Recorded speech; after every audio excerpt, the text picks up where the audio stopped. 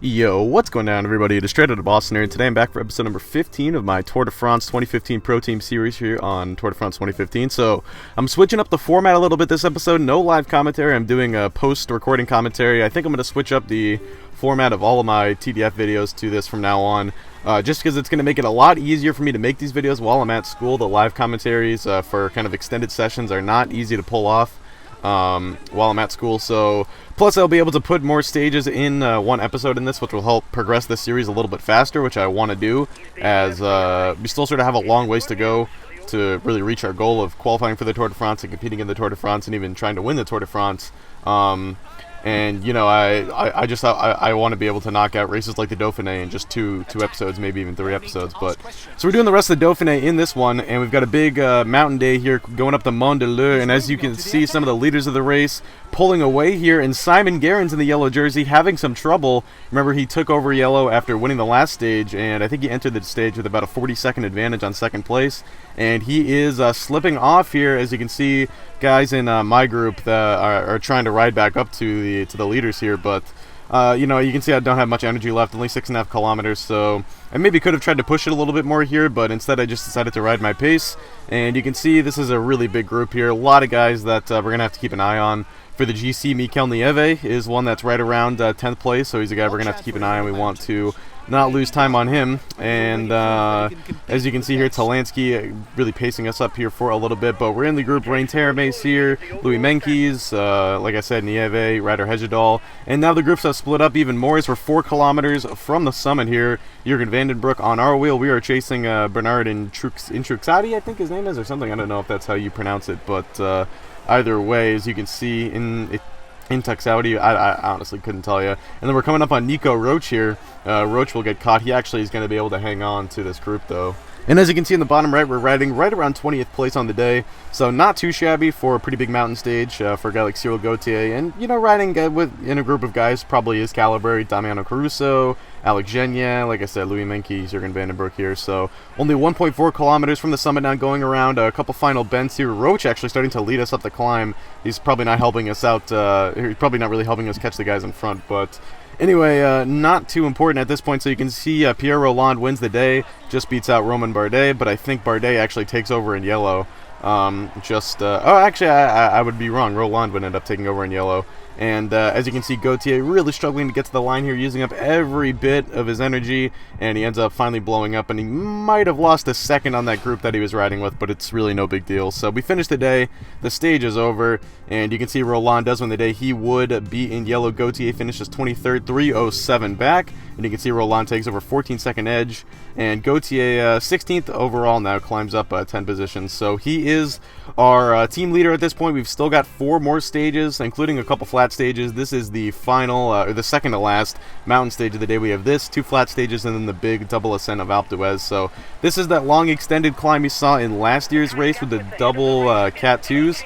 So as you can see, just riding in the group right now, we're just coming up on the first bit of inclination here, and we're still 22 kilometers from the finish. So I want to ride at the front of this group if I can, but I also know I've got to limit myself. I've got to conserve my energy, and as you can see, it's proving to be pretty tough to ride at the front of this group, and Gauthier actually having to get out of the saddle here a little bit, and just to try and catch up and stay with the peloton here. Don't want to be losing ground this early in the climb. If you fall off with 20 kilometers to go, it's going to be a long afternoon. So, and we know that, there's no kind of descent left. There's no flat. There's not an extended period of flat. So, there's not going to be a lot of space for Gauthier to build back up his energy. Now he's really starting to feel this. 10 kilometers from the finish.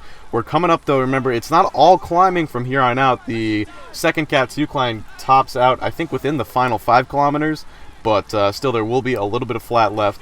So it shouldn't be too hard all the way. You can see we're passing De Werte. I don't even know what that guy's first name is, but his teammate, Lawrence Tendam, is a guy we're going to have to keep an eye on for the overall. He's actually well ahead of us right now. We're in 14th overall. He's probably in the top 10 at this point. And as you can see, Bardet now at the front of the race, trying to beat out Rolland here. He entered the day 14 seconds back. He's got 15 on him now. It's 26, and he's still got 6 kilometers to go. We're coming up on the top. So it was actually, we came up at the top of that climb with 7.5 kilometers to go. So still a lot of racing left, but not a lot of climbing. You can see we sort of form a group here. Danny Moreno, Adam Yates here, Jan Bakelants, I think Mikel Nieve was in this group, Leopold Koenig, so some more of the, domestiques. And once again, we're right around 20th place, and we're going to pass actually a couple guys here before we come across the finish line, as apparently a bunch of guys blew up, so we end up coming in 16th here to finish the stage. Not too shabby, and I think we improve on our overall position ever so slightly. I don't think it was major, but Bardet does win the day, and he takes over in yellow, distancing Roland there on that final climb. Gautier now does improve one spot, but he's 6'10" back, so really losing any chance he had of getting or competing in the top 5 or even trying to win this race, which we knew wasn't really a realistic goal all along. But so now we've got these 2 flat stages. This one is a bit more hilly though. It's got this little Cat 4 climb here before the end of the stage, so it's going to really be on the sprinters to try and get over the climb and then save enough energy for the final sprint. I don't expect the GC to have any major shakeups on a stage like this. So as you can see, just sort of trying to ride to the front of the group. This is always an opportunity for guys to make splits. If a team is really starting to push the tempo at the front, it's not hard to create splits on a climb like this. So you do want to be riding towards the front, and we do that successfully now in the final 5 kilometers. I've got Daryl Impey at this point, so I'm trying to position myself for the final sprint, and you can see I'm just coming up here. This is the group that actually ends up splitting off, and I can see Arnaud Demar there in the green jersey trying to get someone's wheel here. Actually, I want to move up a little bit further than Demar is. I don't think he's in very good position. Bosenhagen is here, Bohani, a bunch of the sprinters. Now we're going to finally launch the sprint a little bit early, 1.2 kilometers to go, but it's what we might have to do. We're out in front, but here comes a Lamprey rider. It's Modolo, followed by Brian Cockart. Cockart on the outside, chased by Demar. Demar, he is going to get the line. It's Arnaud Demar, the man who I pointed out for not being in great position. Turns out he was in the ideal position as he ends up winning the day for the Frenchman.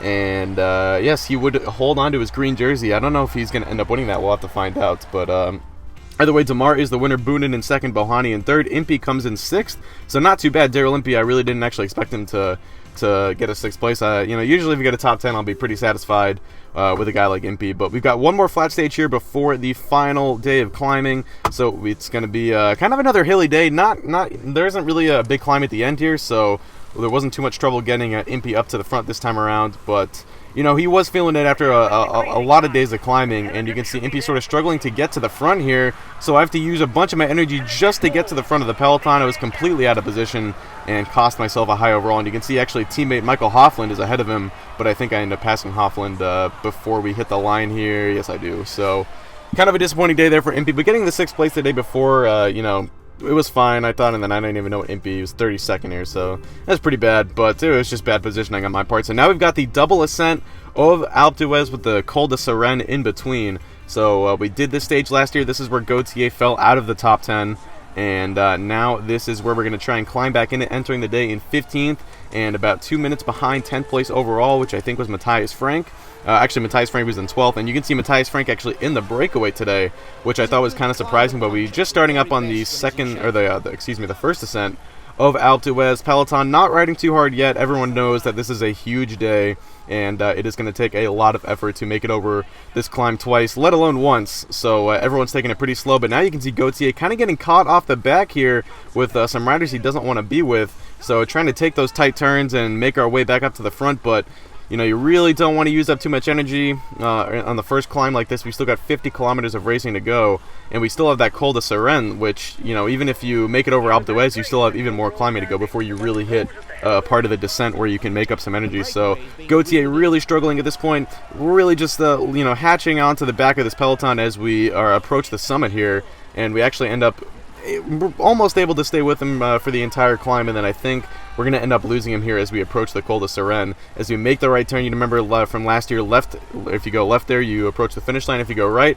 we are off to the Col de Sérène, and here we go. As you can see now, really off the back of the peloton, there is a gap between Gautier and the group. Vandenbroek is off the back, among others. Here is Frank Schleck, who's cracking as we are on the Col de Sérène. Actually, excuse me, that's Arredondo, not Frank Schleck. And Gautier really low in energy, but we're going to use up all of it. I know I can pretty much recover fully, or close to fully, on the descent if I just, a couple people gave me tips in the comments about not pedaling when you go on the descent and just getting in the aerodynamic position. It's a really good way to build back your energy. So I'm thinking, all right, I'll just use up my energy here, try to get back onto the peloton, and then I can ride down with them and approach the final ascent of Alpe d'Huez with the peloton, which would be good. You can see Louis Menkes here struggling. He's getting unhitched off the back here, representing the boys from MTN Quebec. And then here we go, Gauthier over the top, and we have a lot of descending now, which is perfect to make up some time here. So as you can see, the back of the peloton, though, sort of getting split off, a group there that fell off the back, but I blew right by them, so I built up some energy, and then as we got to the bottom half of this descent, I decided to sort of go on the attack and try to make my move and get my way back up to the peloton here, and it works out. As you can see, I'm full sprint at this point, and I'm going to catch right back to the front group here. Boak Mollema, Warren Barguil here among the race leaders, Andrew Talansky, Roman Bardet, Pierre Roland, the guys who will fight it out on the final ascent of Alpe d'Huez. And here we go, it's Roland in the King of the Mountains jersey, Bardet leading the way in the yellow, and you can see the white jersey of Fabio Aru is also here, as well as, like I said, Warren Barguil, Boak Mollema, Roman Kroziger is here, Mikel Nieve, surprisingly enough, is here, and you can see actually riding with this group, Lawrence Tendam, a man we're going to have to look out for on the overall, but now the pace is getting picked up by the Astana boys. They want to put in an attack for Fabio Aru if possible, and see if he can climb himself back onto the podium here for the Dauphiné. And you can see Gauthier making an effort to try and stick on the back. You can see we've got a lot of energy and a lot of attack left, so I know I can push it a little bit here. Simon Spilak, the Katusha rider there, hanging onto the back. He is accelerating away, though. Menkes on the wheel of Gauthier. Gauthier trying to catch back up. Out of the saddle he goes. He's going to go tightly around this corner. Out of the saddle into his acceleration, and he actually gets back to Nieve, but once again here, slipping off the back, it's Mollema as well. He can't keep up as the peloton really riding hard. Now this isn't even the peloton anymore, this is just the group of leaders, the favorites, and they are riding very hard right now. Only 5 kilometers left for the race leaders. That is Matthias Frank out in front, and a big reason they were riding hard is because Matthias Frank was only 4:15 behind, and he had a lot of time on the group of leaders there. Some of those guys could have had their positions in the overall threatened by Matthias Frank if they didn't do some chasing here, so that's why the pace really got picked up there, and it dropped Gauthier, it dropped Nieve. You can see really low in energy, just laboring up this climb right now, really not feeling it. And you can see Aru and Roland going off the front there, trying to attack Roman Bardet, try to get the yellow jersey back. And you can see we are forming a group here with Spilak, some familiar names, Kroziger, Adam Yates. Now coming up on a kilometer to go. I'm just doing as much pacing as I can. I know every second counts for position in the overall. I'm going as hard as I can, trying to take this group to the line. Ulisi is going to end up sticking behind. You can see, though, as we come across the climb here, it's not quite done. Still 6 kilometers of racing left.